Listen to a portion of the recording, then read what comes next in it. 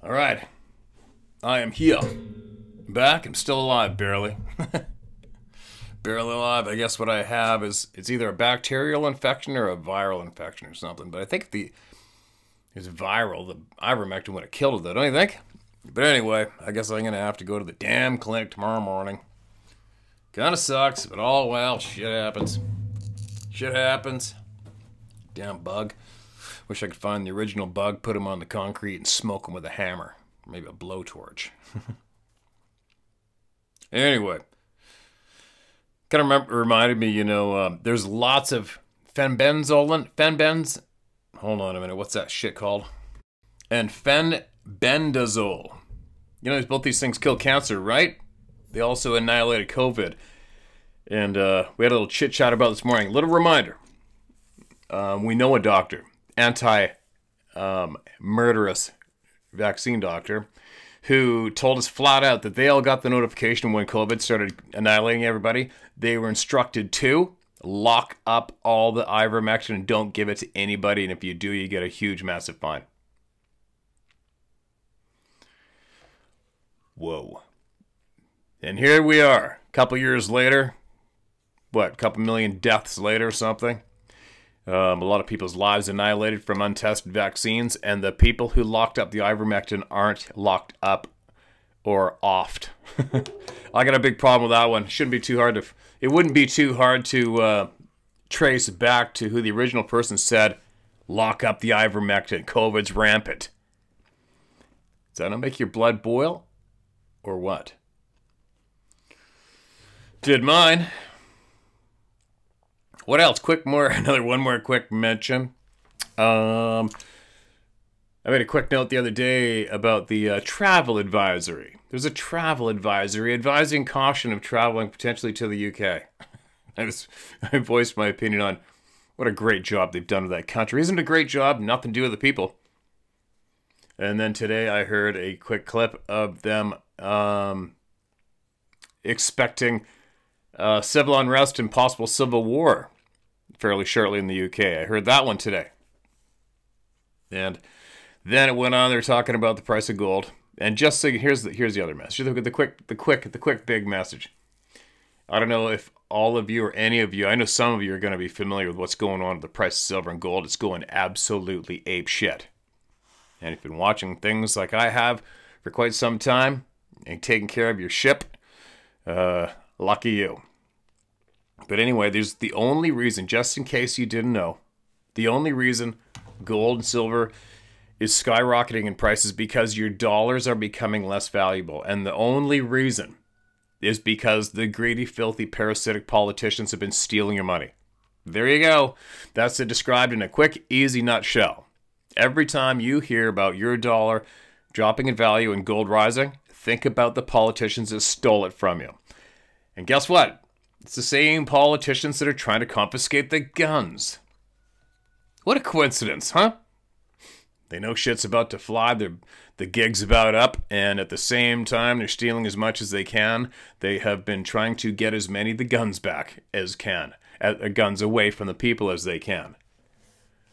For obvious reasons, right? There's only two groups of people that are scared of guns in the whole world.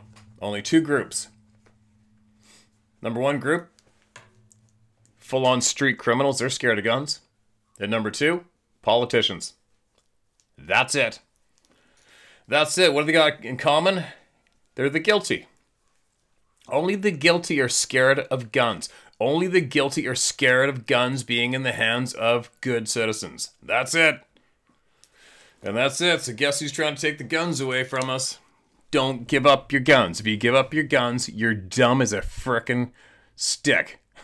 All right? Don't do it.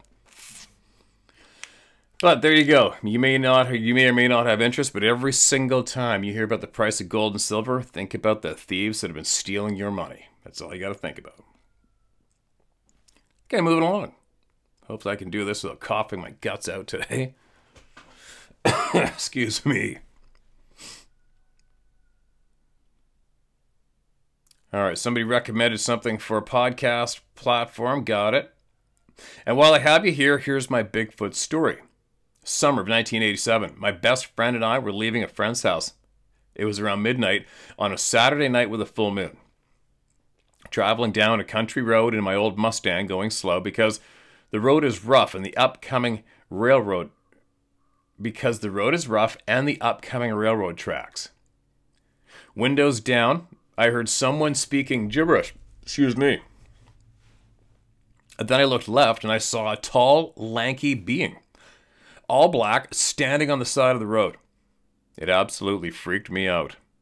My friend didn't see it, but still remembers my panic as I hit the gas driving home at 90 miles per hour. Location? Northern California. Small town of Galt, G-A-L-T, about 13 miles south of Sacramento. After looking at Google Earth, I can confirm there is still to this day a route such creatures could take along Dry Creek that runs from the Central Valley up into the foothills, undetected because it's all farmland. There was a Bigfoot sighting about 12 to 14 miles east of Galt, near Clements, California, on Highway 88 in October 2010. This sighting is listed on the Finding Bullshit website, Amador County. I first heard about this sighting when the local news channel interviewed the witness. Thanks for all the great stories. Send. P.S. If you end up reading this story, just use my first name. All right. Hate that. At the very end, they tell me not to use their name or part of their name. Oh well. Hasn't happened for a while. But I gotcha. Appreciate that email. Big time. Welcome to the club. Welcome to the club.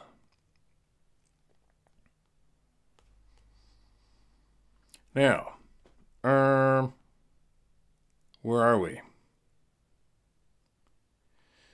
Where are we? All right. Did I read this? I think I did. There's another entry from Corbin Dallas. He sent us a great big long 11-page book about the angels, which I haven't finished yet. This is titled Chaos Amongst the Angels. The final corner piece of the puzzle to you. I posted this in the comments of your last video. It is one of the most important truths I have been guided by the ladies to help you and our How to Hunt sisters and brothers to understand. Steve, you now have one of your greatest questions answered. Why is everything about the Sabe and Amarok hidden from the public by dark forces running this world? It's because they know that Sabe and Amarok are directly connected to UFOs. UFOs are the most classified secret that the USA has. Higher even than nuclear secrets. One of the main reasons that it is kept so secret is because they know of its impact it will have on the world's religions. You have but to read these comments attached to this video to see what impact it would have. The Vatican knows that once the public learns the truth about the true nature of the ancient gods and goddesses and angels, it will cause chaos amongst the masses, and especially their followers. They know it will destroy their power base and control over the masses. Look at the chaos it has caused in this video's comment section alone. The faithful have been taught that UFOs, the Sabe, and Amarok are fallen angels and demons sent by the devil himself. How do you think the faithful will react when they learn that they have been lied to by their leaders? That the true darkness on this world are those who have power over them and have kept the truth from them for thousands of years now. This, above all else, is what the great darkness of this world, its wealthiest, its political and religious leaders fear the most. When the children of the light of the way learn who the real demons truly are. As always, your friend Corbin Dallas and the ladies. Appreciate it, man. I get it. I get it. The evidence is in her face, too. The evidence is in her face. And you know what? Why don't you ask your ladies if they will contact me? Did we cover that? I think we didn't, but why don't you? Ask your ladies if they will contact me. And if no, why not? All right? Looking forward to the answer. Next email is titled Weird Orange Light. Hello, Steve. You can say my name on the interweb. I'm Silas Gundelfinger. I'm 23. At least that's what they tell me. I never saw a forest giant before, and I don't really care. I have seen a strange orange light 2 different times from my bed in Central California. I was lying on my bed in the summertime at night with the window open. At first, I thought that it was really strange that the moon was orange. Then I realized it was moving too fast for the moon. It wasn't moving fast, mind you, just too fast to be the moon. It was moving about as fast as a chicken walks, and it was the same size as the moon. It then went down in an arc between 2 hills. I was on the first hill, and I could see the ridge of the second hill above the orange ball. Obviously, the moon doesn't take pit stops in hollers and on its course during the night. I've seen it twice a few years apart. Both times I saw it, it did the same thing. The last time I saw it was 3 years ago. I'm a devout Christian, and I know it was somehow involved with the demonic. I don't give a hoot what people say or think about what I saw. Right on, man. Good for you. Thank you for making these videos. I appreciate it. I take it you're not a Christian. Those eagle feathers are most likely demonic activity. Jesus will stop it if you ask him into your heart, but that's totally your decision. Excuse me, and I respect your decisions. Thanks again, in Christ, Silas Gunn. Silas, might want to rethink what you think I may or may not be. Holy shit. Oh, the lungs are on fire. The lungs are on fire.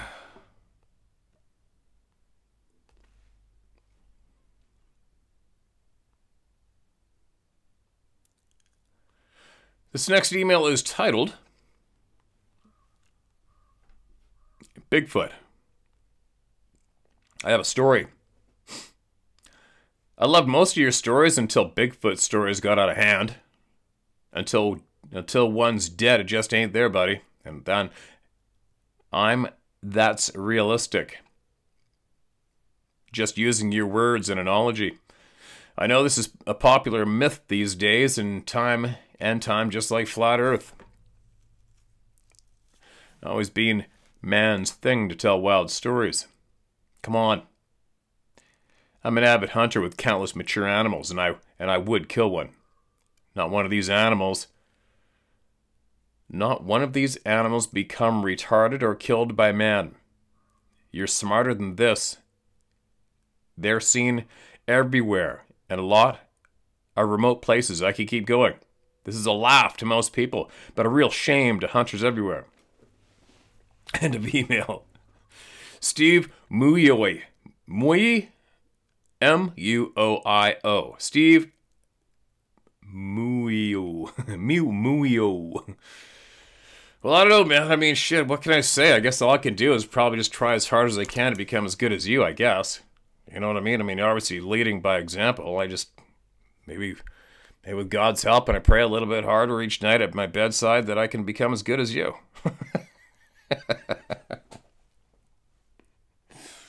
Anyway.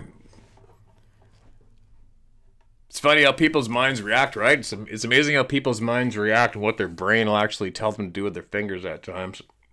It's like, meanwhile, I don't know, I'd say the chances of me out hunting your ass anywhere on the planet is probably about 100%. And that means my eyes are pretty accurate. And just for you, Steve-O, my eyes don't lie and I know what I saw. So there you go. If you can't handle it, it doesn't mean it's not fact. But thanks for the email, buddy. Excuse me. Thanks for the helpful email. I'll try to do better.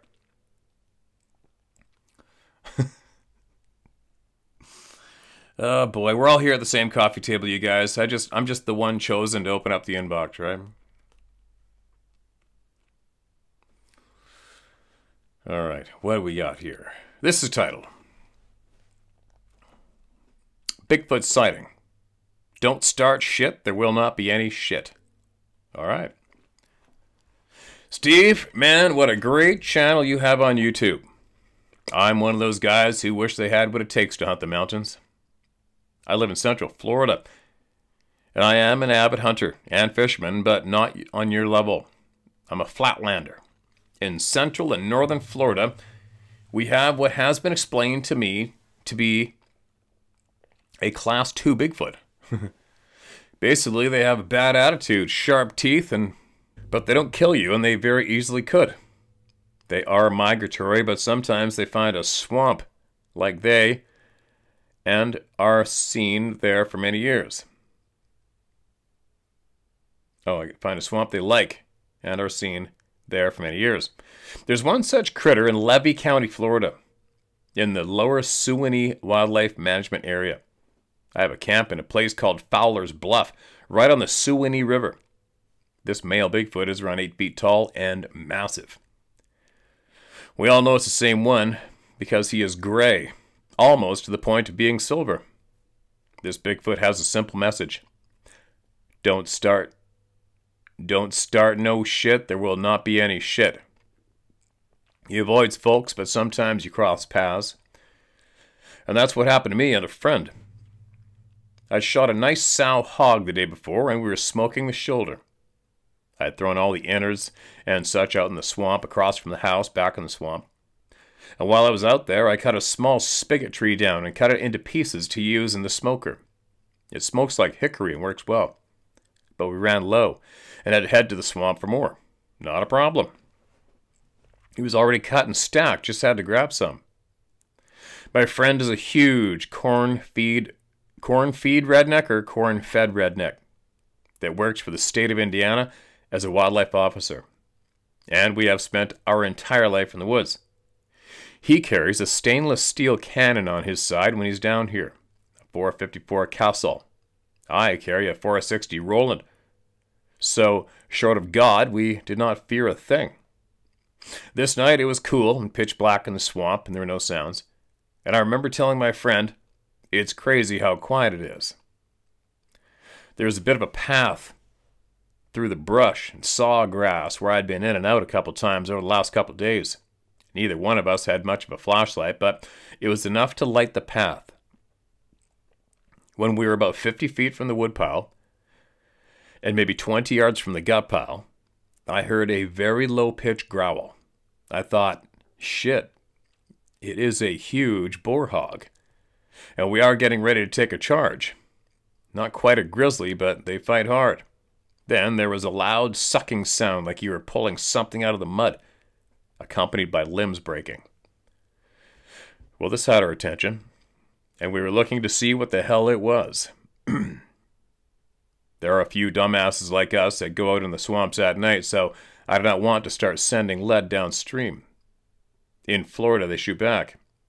And all of a sudden, there was a root wad heading at us from a small oak, and it was coming like a spear, about 6 or 7 feet off the ground. We both managed to step to the side, but it spotted us with mud.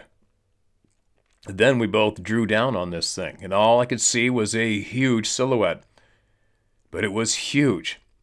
I was nervous, but at that point not scared. Then the damn thing did some kind of a half scream, half growl that put a type of fear in me that has caused me to need to stop writing a couple times and get composure back. I had an imminent death fear that made it to where I could not move, could not shoot, shift, nothing. I'm not exactly how my friend managed to do it, but he said, go, very loud. And I ran like a gazelle, with him right behind me. We ran into the house with mud all over us, and if you knew my wife, you'd probably rather fight a swamp ape than come into the house covered in swamp muck. My wife could clearly see we were shook up. My friend was crying. Not just a little, but like a kid. My friend got a better look at it than I did, and it shook him up so bad, he had me turn my truck around and shine the lights down in the direction where this thing was, while he put his stuff in the truck and left. Doesn't sound like he's good backup. He always came down twice a year for over 20 years. He drove back to Indiana without sleeping, and he's never come back. There's been probably 50 sightings of this critter in this area, and no one has been killed by it. And I tell everyone, leave him the hell alone, and he'll leave you alone. Most folks that get a good look at him say he's down by the river eating clams and shellfish. They say he looks old and goes for the easy meals. I bet that old bastard got a laugh to see 2 full-grown men run like rabbits, crying for mommy. I have had 3 encounters in my 50-plus years in the swamp, and I can tell you for certain, if they wanted to hurt or kill you, you would be hurt or dead. All there is to it. Don't start any shit with them, there will not be any shit. I'm a huge fan, Steve. May God bless you and your family constantly. P.S. Cook the shoulder in the oven after the fire went out. Right. At least you cook the shoulder, man. We cooked some hog shoulders in Alabama, and those porcelain, what's it called, the egg barbecue thing, you know, shaped like an egg, the green one. I guess they probably come in different colors, but you know what I'm talking about. Everybody's got one down there. We cooked that wild hog shoulder for quite a few hours. Man, you could almost have drank that meat. It was pretty good, pretty good. But if you're still hanging out here, I wouldn't mind hearing the rest of what you got. The rest of your stories would be really good. Or even come on here and have a sit-down bullshit session with me. That would be good too, if you want. Appreciate you sending that in, man. What do we got here? Excuse me. This email is titled, My Encounter with a Bigfoot Within 10 Feet. I'm 71 years old, and I grew up on a large 8-mile farm and used to encountering animals in the wild. Very much so that I'm not easily scared or startled.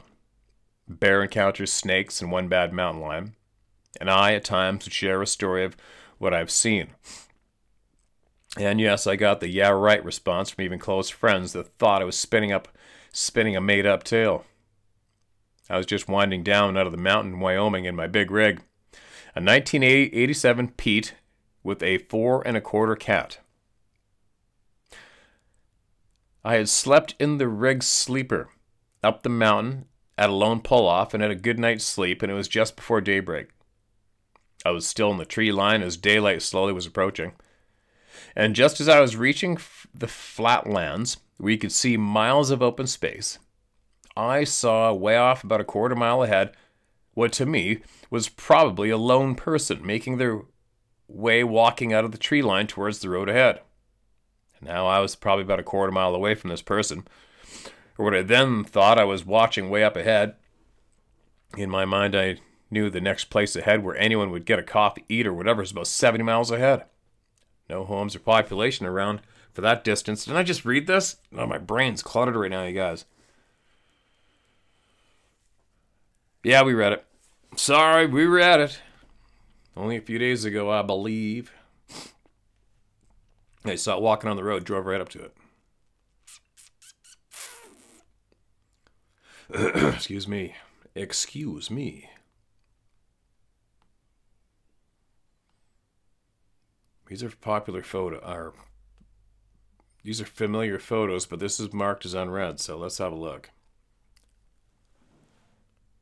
Hey, mate. I've watched and enjoyed a lot of your videos on YouTube. I've had this email written and adjusted for almost a year. I'm not sure if it's interesting enough, but anyway. I'm in the same game as you and own my own hunting outfitting business here in New Zealand, but I also guide over your way in my off-season. Oh, that's a hoot. I think I am open-minded. I am an open-minded sort of fella and pretty interested in the subject of Sasquatch, and even more now after what I experienced. Before I left New Zealand for my first trip to BC, a friend sent me off with the words of, "Have a great time and don't get raped by Bigfoot." So the subject was on my mind. My first trip guiding over there in northeast BC started off cutting trail prior to the opening of sheep and goat season. As you know, cutting trail never stops throughout the season, lol. Yeah, it's a real treat, isn't it? The area I was hunting had a huge fire a few years previous, but was on the mend with regrowth. However, all the burnt trees tended to come down in any sort of storm and make a mess. We always had a husky or still around the saddle horn, as the chainsaw hanging up the saddle. I was with a young lady who was showing me the trail and helping shift stuff I cut. We took a break to have a bite to eat. And being from New Zealand and not having any dangerous predators, I noted heaps of fresh grizzly, wolf, and black bear sign on the trail I was cutting. Only having a chainsaw and no firearm, I nervously asked if this was normal practice so far away from camp. My guide for the day thought it was funny I was uncomfortable. I then asked if she believed in Sasquatch, and she was on the fence, to be fair. But anyway, while we were sitting there were two loud as hell knocks of wood on wood maybe 100 yards from us. It sounded like a heavy bat hitting a solid tree. There was not much wind, certainly not enough to make tops of trees knock, and also the timing between the knocks almost had cadence. You couldn't see more than 20 yards due to the undergrowth, so I didn't see what made the knocks. I didn't hear anything walk away either. I said, "Hey, there's a Bigfoot now." She just laughed and told me to get off my ass and carry on with the day's work. And I was positive someone or something had made those knocks. I rode the horses in along that trail a week later for the start of the season, and when we reached the point where we heard the knocks, I was more intrigued, as we were miles from any form of civilization. It would be unlikely for someone else to be there. Sheep season started off really good for me. I was shown the ropes on a hunt and then off on my own with a client for the next hunt. I didn't think that would happen my first season in Canada, but it worked out well. After August, I was flown down to run their lower camps for the upcoming moose rut, and there were also plenty of goats I guided till the bulls got itchy. Everything was vehicle access. Oh, crazy. After one hunt finished, the boss sent me off to cut some trail with another young guide from Alberta. Good kid, we got on well. Anyway, we had to cut a trail into a lake that was a good spot for moose. We were using a wee Suzuki to access the area, and no one had been in there since the previous season, as we had a heap of cutting to do. There was no fresh saw cuts or dust to indicate anyone had been in there recent. The lake was also miles from anywhere, hundreds of kilometers up old logging roads. We didn't see anyone in the area or on the road for the time we were there opening up trails. I had no experience hunting moose, so was hounding my offsider for tips and what to expect. While cutting a mess across the track, I walked up to see if anything more needed doing and save time, and happened on some footprints crossing the trail and heading down into a swamp. They appeared fresh, within a day or so at the most. To be honest, they appeared to be just human barefoot prints to me, as they were no longer than mine. However, we both were pretty astonished. They made no sense as to why they were there.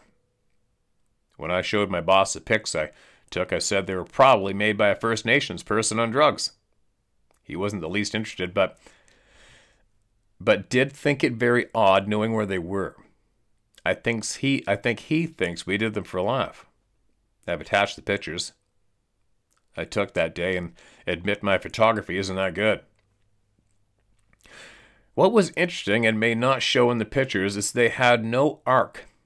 I honestly have no reasonable explanation of who or what made those tracks. There's no reason to be barefoot at the time of year in that area, and if I had seen one other person in the time I was in the area, I would just assume it was them. This is hours from where you turn off a disused logging road. We had to use 2x10 planks to cross a washed out bridge. Had to frickin' drive back 2 hours to get them from our cabin. I just can't stress enough how I'm finding it hard to say it's not a Sasquatch. The whole scenario just doesn't compute. What else could it be? Why did the trackway not continue along the trail if human? Anyway, hope I didn't bore you. My alpine hunting season only just finished here last week, and I'm really looking forward to flying over to BC in a few weeks for the upcoming season. I can't wait. I love your part of the world. No doubt I'll be opening up that same trail in September and hopefully get a good bull in there this year. I look forward to watching more of your content. Best regards, Dave. Dave, did I read that? Sounds kind of familiar. I don't know, but the photos look a little familiar too. But anyway, you know what it was. You don't have to ask me for confirmation. You know what it was.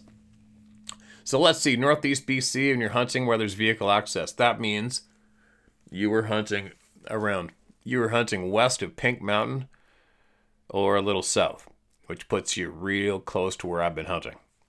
And if that's the case, then you know all about the Sasquatch crossing sign of Pink Mountain on the Alaska Highway. And anywhere around that zone, and everywhere around there is ongoing incidents, sightings, tracks, visual sightings, basically year-round. There, north, Fort Nelson, and of course south to the Peace Country, Grand Prairie, Tumbler Ridge, Dawson Creek, Fort St. John, Hudson Hope, Chetwynd, the Pine River, the Moberly River, Moberly Lake, all the above. Excuse me, right? Williston Lake. And you may have been even close to where a friend of ours' husband up north was. I think he was being the gun guy for the natives. I got to talk to him yet. Well, they were cutting right away probably. And they had full-size trees with the root balls on the ends getting thrown at them. They laughed, never went back. But anyways, hope you're still here, Dave. And if you are, maybe give an email. Obviously, I don't need to know your hunting spot, but I wouldn't mind knowing where you had this go down, for sure. Okay, one more.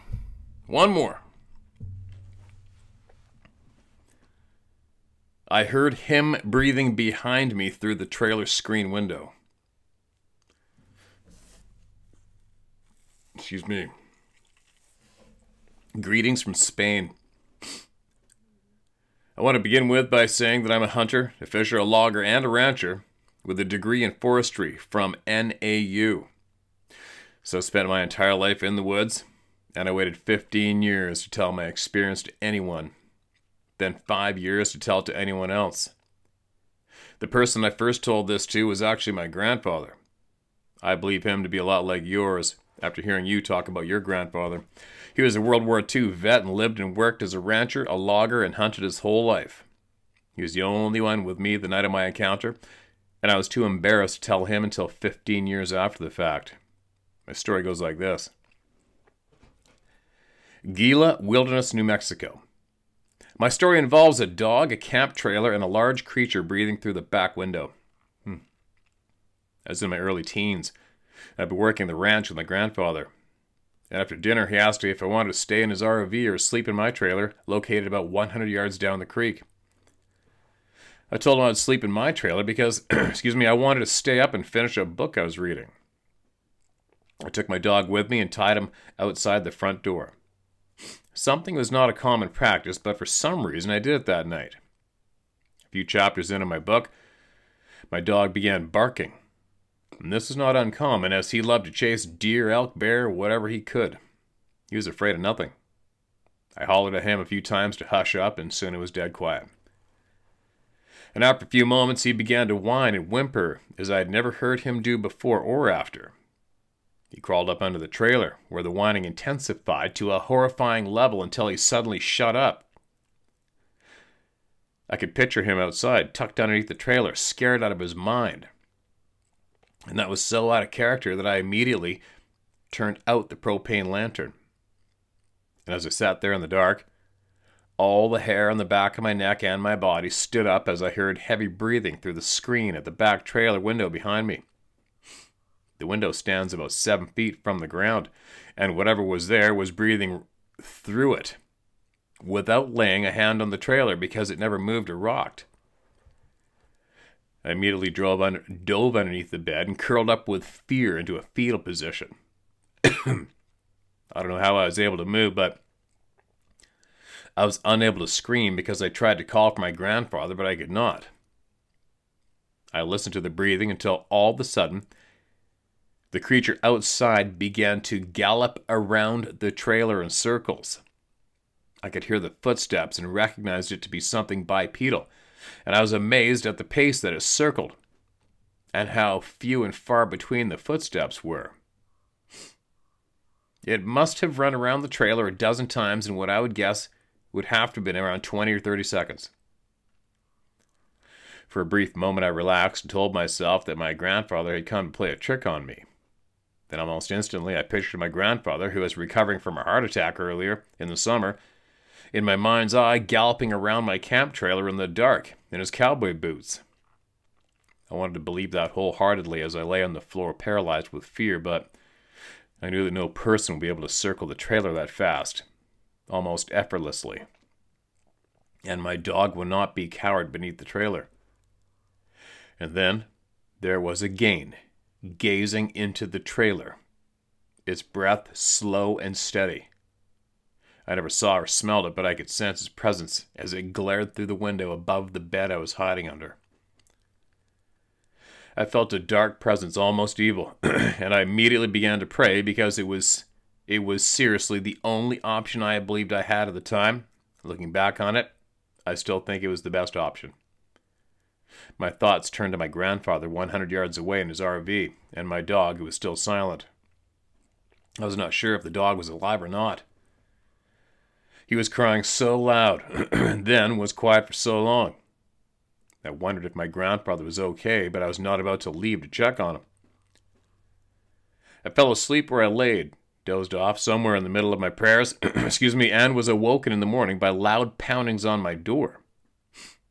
It was my grandfather, and he was angry that I'd overslept and a little worried that I was still in my trailer. And as I came out of the trailer, my grandfather was trying to get the dog to come out from under the trailer, and he kept swearing at him and saying, "What the hell is the matter with this damn dog?" I was still in shock about what had happened, but I was so embarrassed and hesitant to tell my grandfather that I never said a word. The only thing I remember asking him was if he had come over to my trailer in the night. I remember him looking a bit puzzled and saying no, that he'd gone straight to bed. I did look for footprints and other sign around the trailer and the creek, but I found nothing. And that was almost as puzzling as the experience itself. I expected footprints of some sort. I never saw it, but I know that it was a Sasquatch. I never told a soul. It kind of ruined the ranch for me. We spent all our summers out there as kids, and I was never able to go back there alone. The next night I slept with my grandfather in his RV, and I never slept in my trailer at the end of the valley again. Our ranch is secluded private property surrounded by Fila wilderness and the public lands, but very remote with no public access. It has a Native American burial site to the southeast and several ruins and a ceremonial site directly above the camp. There's one road into the ranch, and it's private with 7 gates and 2 water crossings. Our trailers are at the end of the valley where 2 creeks join from 2 separate canyons and high bluffs, making it a dead end surrounded by a natural cul-de-sac. Oh, excuse me, guys. The bears, mountain lions, rattlesnakes, and coyotes never scared me at all growing up on the ranch, but that experience kept me hostage for a long time. When I was about 28, I was visiting my grandfather, and we were talking about a ranch, and I decided to share we were talking about the ranch, and I decided to share my story. He remembers being out there alone with me, and that I was late for breakfast and he had to come and get me. He remembered the dog acting weird, but told me that what I had experienced must have been a bear. He did believe that something came into camp that night, but he would not entertain the idea of Bigfoot. And I found out a couple years later that his brother, my great-uncle, also told him of a Bigfoot sighting across the creek on the hillside about 500 yards from where my trailer was. When I learned of my uncle's sighting, it had been years after the incident, and my uncle had passed away, so I couldn't ask him about it. But my grandfather made it sound like his brother was crazy. And I wonder if I had told him of my experience the same day, if he would have found both accounts more credible, but I don't care. I experienced what I experienced, and knowing that my uncle saw something on the ranch made me believe even more that what I had experienced was a giant bipedal humanoid creature that was lurking in the Gila wilderness in New Mexico. Gila, Gila, right? It was hard for me to tell him my experience, and I was kind of disappointed when he didn't believe me. But I still know what I saw, and I've talked with a handful of other people, most of them professional foresters, that have had similar encounters, and most of them involving a dog acting in the same nervous manner as mine. The encounters range from Arizona to the Pacific Northwest. A side note, I don't tell this story to many people for obvious reasons, but the older I get, the less I start to give a shit what people think, because I know what I experienced. Ditto. I also don't know if this is related, but around the same time this happened, we had a big Hereford bull go missing. My uncle, who had seen the Bigfoot in the same area, called up, and my grandfather and I went out to the ranch. The bull was found dead under some cottonwood trees and had been mutilated, and the blood drained. The sex organs were gone, and there was a lot of speculation. The sheriff and the deputies came out, and as did the game and fish officer, along with neighboring ranchers. I was in my teens, but I remember hearing theories ranging from UFOs to chupacabras to satanic hippie cults, but not once did anyone bring up Bigfoot. It wasn't until I was in the university studying landscape management using GIS mapping that I was able to use satellite imagery to confirm that my experience, my uncle's sighting, and that mutilated bull were all within 500 yards from each other. I don't know if there's a direct correlation between Sasquatch and cattle mutilation, but it is interesting. Thanks for making me feel safe enough to get my story out without feeling like a total freak. It's good to know others are experiencing similar things. God bless and happy hunting, my friend. God bless and happy hunting to you too, my friend. I'm super glad you emailed that to us. Really glad. Grateful. Grateful you did. There you go. Cattle mutilations. Haven't heard any of those for a while, have we? Not that this is the place to report them into, but it hasn't really been a mainstream topic for a while, has it? Remember a while back it was like a serious mainstream topic for quite some time. And either somebody did find the reason for them, the answers, but they didn't share them, as usual. Or they didn't. I don't know. But anyway. Wow. But anyway, there you go, you guys. I'm struggling. It's hard to talk. Like the pressure in my lungs is kind of shitty, but whatever. I'll get better. I'll get better. Anyway. Share my story at howtohunt.com. All right? That's where you get it shared. The truth, word for word. Get it to me, all right? Get it to me. Don't be afraid. Make sure you watch what's going on in the world so you can make correct decisions for you and yours. All right? Don't be stupid. Keep tabs on shit. Don't be a dumbass, all right? I'll be back later.